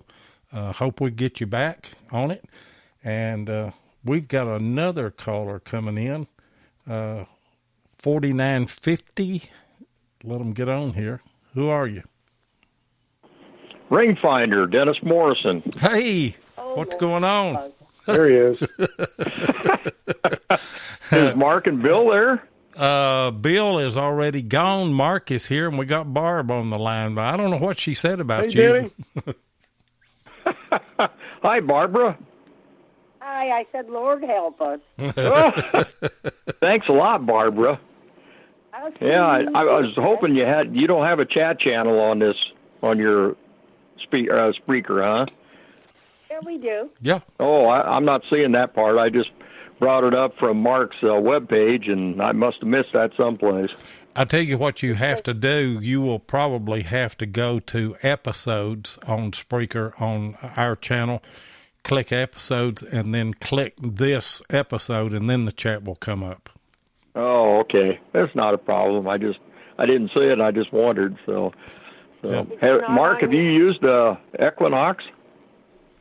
I have, Danny. I was just telling everybody that I used the first one that came over right when they brought it back from Detectable. I had the chance to use it for about 2 hours. When was that? And Oh, I don't know. When was detectable? Last year, September, October time frame? Because I held one at DIV digging in Virginia last fall. He did it before. Yeah, I think it was around the same time frame. Oh, Barbara was there. Did you see it, Barbara? I got to hold it.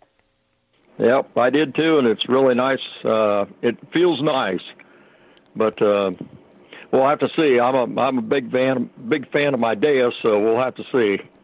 How did that do in that Culpeper soil? Well, it was not Culpeper soil, and people were, we were in pretty mild soil there, I thought, didn't you, Barbara? Oh, it was really mild. It was. Yeah, and I think people are going to get discouraged if they think that that's going to work in Culpeper. It ain't going. It'll be like my Deus. It'll be a chirp, and if it's if I hear a high chirp, I'm digging it. So, with no discrimination, that's the way you have to run it. So I think when it gets into really tough soil and like Culpeper, they're going to have trouble with it. So, but I don't think where we're going this time is going to be that hot a soil. So we'll see. Well, Debbie's going to bring a couple of the equinoxes there anyway herself. Oh, I'm sure other people will have them too. So I have no doubt in my mind there'll be 20 or 30 of them there, and and it'll be interesting to see what they do exactly. But if they went back to Brandy Rock or Coles Hill, that's another one they're going to maybe in another couple weeks. I think maybe Barbara's going to that one. I think it's going to be a tough hunt there because it's been pounded to death. And if they find anything there, that second hunt in April will be mostly digging huts and looking for bottles. So, yeah, bring a big shovel. I hunted that up there last year, and right, and it had been hunted before that. Even I don't know how many times that they've hunted there. I've been to Coles Hill probably 4 times, maybe more. We even had Streak. I don't know if you know him or not. He and his wife got married there. I think 11/11, I think it was. I'm not sure. 11/11/14, or I forget what day it was now. Yeah, but they got married there at Coles Hill. And now Hansborough Ridge has all been turned over to the Civil War Trust. So all those huts at Hansborough Ridge, which is right beside Coles Hill, are now off limits. Yeah, that won't make a lot of people happy, I'll tell you. No, well, outside of there, and there's plenty of huts out in the Coles Hill area yet. He's got that property up for sale for $1 million, and I said, well, gee, I wonder if I could just buy an acre of it, because I know exactly where I want to buy that acre, and I know it's full of huts, and it's not in the woods. Wow. So they're still there. There's plenty of huts out in the open. But if you're going to run a GPX, I definitely highly recommend you run very slow and listen for those small beeps, because that's iron down in the ground for your ring or your barrel bands, and that's what you're looking for. Okay. And the thing is, there is Culpeper dirt and there is Culpeper dirt, and I know exactly. Yep. JGP, I've seen some of the videos, and I think he's further out from the center of Culpeper, but Coles Hill is hotter than crap. My AT Pro, I mean, you basically would hear like, barely anything. I'm like, okay, dig it, and it's a bullet. Yeah. You go to soil with that same machine that's not so hot, and you get a good ding, if it's shallow. But you're not going to dig anything deep with the AT Pro. Even the MXT, a lot of people have those. The MXT used to be the machine to use there at Culpeper, but, after the years and now with the GPX, you're digging bullets, 44 caliber pistol bullets at 2 feet. That takes a lot of your upper layer stuff away from an MXT. I see a guy coming on here with a White's V3i. You might as well leave that in the car. Don't even waste your gas bringing it across the country to hunt in Culpeper. It won't work, period. No, I took my CTX and you'd get an iron grunt, and I had, of course, I had a pulse machine. I just wanted to see what the CTX would do, and I did use it a little bit in the woods, and found a few bullets in the woods with it. But you get out there, you get out there in the field, and you might as well have a broomstick. Might as well have a couple of those sticks you find water with, a witching sticks. Actually, in the woods, the AT Pros will work, the V3i would work, and most of your VLF machines will work in the woods because they haven't been disturbed. That soil's never been disturbed. But a lot of those same woods and the properties we've been hunting, they went in and cut all the timber out and destroyed all that area. I mean, they went in there with bulldozers, taking out the stumps. So, good luck finding. I mean, there's stuff there, but it's going to be tough. And then when they cut the trees, they took out the timber, but they left the tops. So then you got to walk around all that stuff. So. It's a challenge. There's no doubt about it. But I tell you what, I would not go without a GPX. There's no way. I agree. A friend of mine from Montana, actually, John Hawkins, I don't know if you know him or not, goes by Frontier West.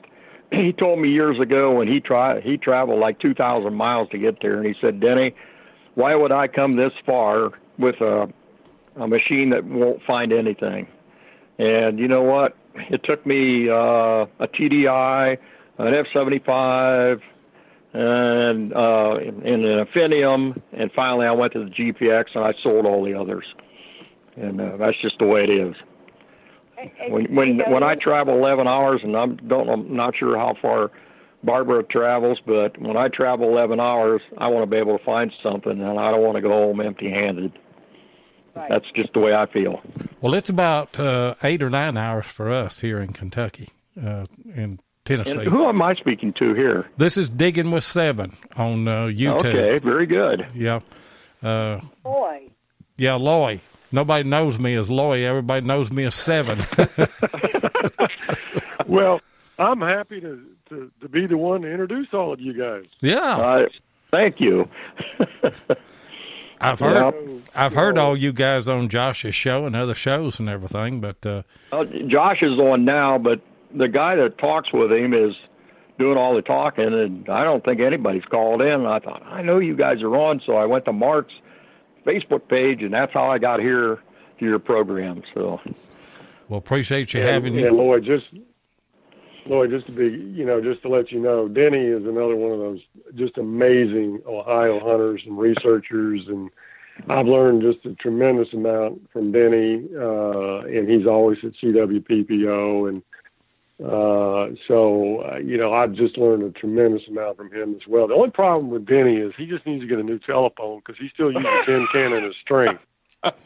True story. I used two tin cans and a string. and if CenturyLink doesn't get any better, I'm going to cut the link. They're pretty bad. Well, maybe whoever let them in the United States is beyond me. Maybe it's the can on the other side that's defective. May not be yours. I think it's Mark's can. Yeah. Let's all pool up a little bit of money and get Mark a better can. I agree. Mark's everything down go. there in Florida.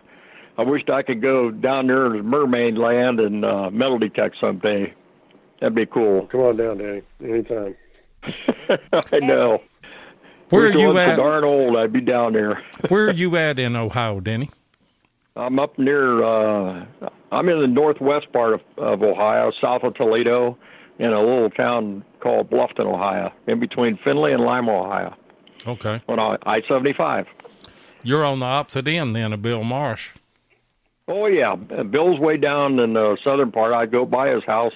In fact, I'll be going by his house Tuesday, the 20th, heading for Virginia.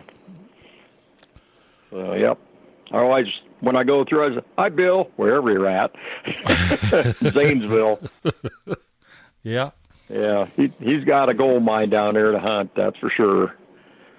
A lot of old coal companies down there where they had their own, where exactly the same thing Barbara's hunting. Did you read her article in American Digger magazine? I did, and that's a great article, Barb. Congratulations. That is a great article. We have the same kind of coal companies in Ohio that she was working with down there in her neck of the woods, and I found a lot of tokens even where I live from those coal companies. They had their own stores, so they had a captive audience, you might say. They had a monopoly that they made, and they had to buy from their stores. That's right. Yeah, they had a monopoly on the people that they had. They worked sure them, did. And they paid them in tokens and made them buy their food and everything. Yeah, it was a captive audience, no doubt about it. Sure was. What's funny is all the tokens I found were minted in Ohio. Oh yeah, yep. We're good at being a crook. Yeah. Well, it started from the coal companies, and they just went through West Ohio, West Virginia, and even on down to you guys. Sure. Yep. Very good. Well, I don't want to hold up your whole show here. I'm sure Barbara has more to talk about, and Mark. So I just thought I'd call in and see if you guys were still alive yet. We're still live, and thank you so much, Denny, for calling. You're welcome. I'll have to listen in to another night for you. Well, don't be a stranger. Come back in. All right. Nice talking to you, Mark and Barbara. I'll see you in about 5 more or 6 more days, Barb. All right. All right. All right. Good talking with you, Denny. Yep. Good night. Thank you. Good night. Wow. You just bring everybody with you, don't you, Mark? Yeah, I get my entourage. Yeah. Yeah, you know what? Go ahead. My best advice for Mark, and I think I told him this earlier, if you got a flat button, take it. If you got a 3-ringer, take it. You got a round ball, you got a Civil War button. I take all those things with me because Culpeper soil changes from place to place to place. And if I'm out there an hour and I don't hit anything, I'm digging me a big old hole, and I'm throwing one in, and then I'm swinging it. And I dig it up, and I throw the next item, and tune my machine in, and then out I go. Well, and thanks for that advice. I think I'm going to just go low and slow and dig everything. We've got Josh on with us, too. We got the whole gang in here tonight. Cool. But if you're using a GPX for the first time, you don't understand the meaning of slow. Watch the people around you, how slow they're going. If you see your coil move, you're swinging too fast. Yep. Oh, okay, I got you. What's going on, Josh? Hey, guys, not a whole lot. I just figured I'd call in and say, for the record, Beyond Sight and Sound is not live when you guys are. We don't want to step on your toes or anything. No, I think hardcore metal detecting is on at the same time we are tonight. I think that's what he was talking about. Yeah, good possibility. I just thought, well, you guys are running right along there. Great show, great guests, and great calls. But I figured I'd chime in and say, hey, doing a great job with it. And really, really good guests on tonight. It's been very enjoyable hearing Bill and Mark and all the callers as well. So keep up the good work. Thank you so much. I owe a lot to Josh. Josh has helped me out so much trying to get everything up and going. And I think, we've had pretty good luck over the past few weeks. Finally got our Skype and everything worked out. And I give Josh all the credit for that to help me with what version of Skype that I needed. And well, I was a little leery in calling in. I didn't want to crash your show. I actually, it's good when people that run a show call in. It just shows the camaraderie in this hobby. You're absolutely right. And for the record, so that everybody knows, Scott Duncan is going to be gone March the 27th and April the 3rd, and I'm going to co-host History Seekers those 2 nights, which is a Tuesday night at 8 o'clock Eastern. So I may have made the big time if I get on History Seekers. I've been on Josh's show. Very nice. Very good. It'll definitely be interesting to hear. Yeah, I'm ruined for life. History Seekers is Tuesdays at 9 o'clock Eastern Time, 8 o'clock Central Time. Oh, okay. Yeah, because they're Central Time with me. Okay. That's right. Yeah, and I mod their chat, so I know what time. Oh, yeah. You're all right. It's 8 o'clock Central and 9 o'clock Eastern. So come listen to me and Heath then on the 27th and the 3rd. It ought to be fun. That'll be great. Hey, Seven, before we end up the show, I see Bill Marsh is back in the chat. I was going to say, if you don't mind, if we drop our links for our Facebook pages into the chat. I want you Bill to. is Ohio Relic Hunter. Has got a great site up there in Ohio, and I'm sure he'll drop a link into the chat as well, so you can join his page. I started a page about a year and a half ago called Adventures in History, and it's not really what I would call a metal detecting page per se, although we got a lot of metal detectors on there. It's for anybody who likes adventure, exploring, treasure hunting, history. I really like it when people post anecdotal stories about some of their adventures and some of the history of our country. And we've got some really well-known treasure hunters that are on there now posting some great stories. And I'm going to drop the link in now on the page. So anybody that's not already on the page, you're welcome to join my page as well, or our group. We'd love to have you. Thanks for letting me post that up there. I appreciate it. Yeah, I wanted to get into talking a little bit about adventures in history, but we're coming up on 2 hours on this show. This is our longest show. There's no doubt about it. And probably more participation than any show that we've had. I wanted to talk about the different detectors that you had and all of that, but we're just out of time now, I tell you. One last question. We'll have to do it again sometime. We will. Last question. Go ahead. Somebody posted in the chat earlier, Mark, why did you get your wife a Tesoro? Yeah, be glad to answer that question. So I briefly owned a Tesoro for about 5 minutes, and I bought it. Somebody put it up on a used metal detector website, and one of my friends wanted it for her grandson. So I turned around and sold it to her. But what impressed me about it was, first of all, it was incredibly light. And my wife, Gail, used it picked it up and tried it and said, well, if I had a metal detector, this is the one I'd want because it's so light and all you have to do is turn it on and go. And it kind of caught my attention.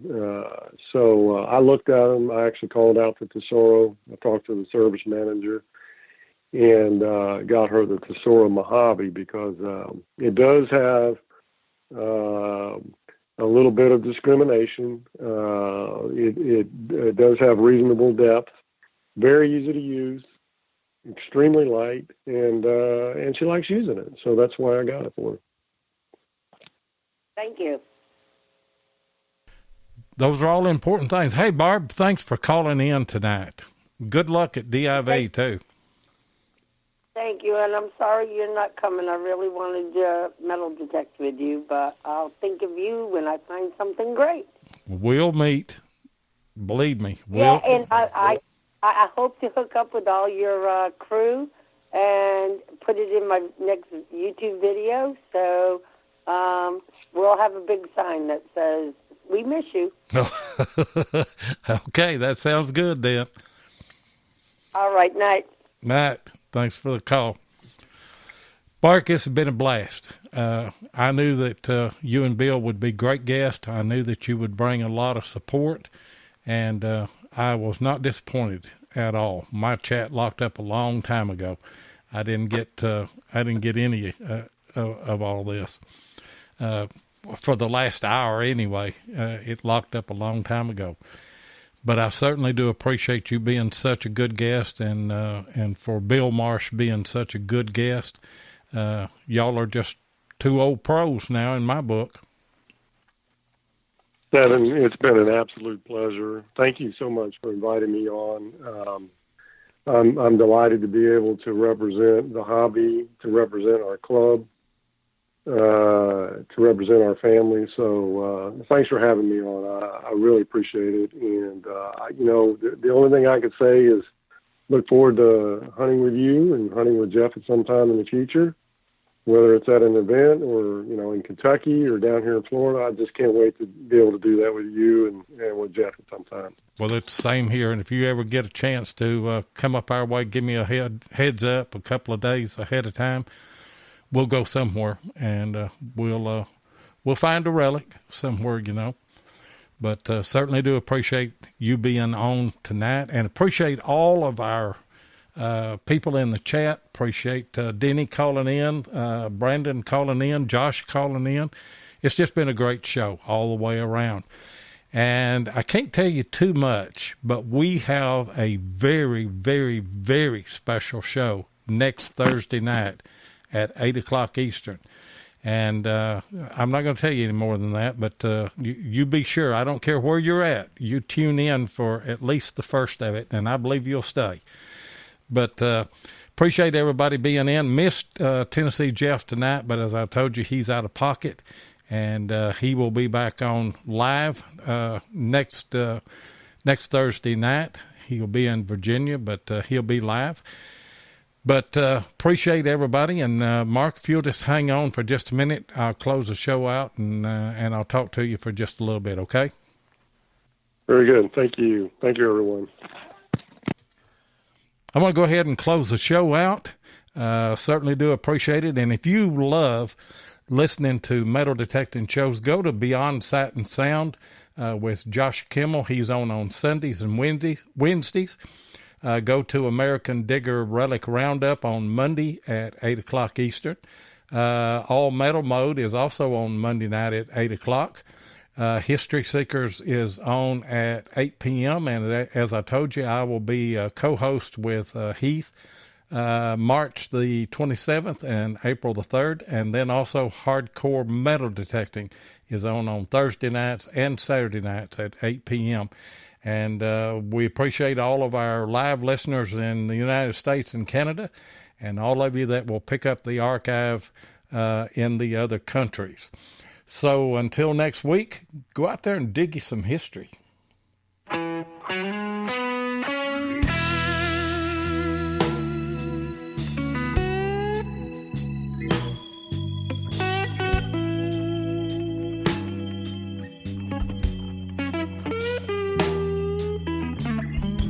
Thank you so much for joining us tonight on Relics Radio. We really do appreciate it. Be sure and join us live each Thursday night at 7 o'clock Central Time, 8 o'clock Eastern here on Spreaker. Or you can catch the archive show at Relics Radio on Spreaker, iHeartRadio, or iTunes. Please take a minute and hit the like button, and be sure and follow us so that you'll get notifications of all of our upcoming broadcasts. You can also find us on YouTube at Digging with Seven or Tennessee Jeff, or you can check us out on our Relics Radio Facebook page. If you'd like to get in touch with us, then send an email to diggingwith7@gmail.com. We'd love to hear from you. We hope you'll join us next Thursday night, and until then, get out there and dig some history.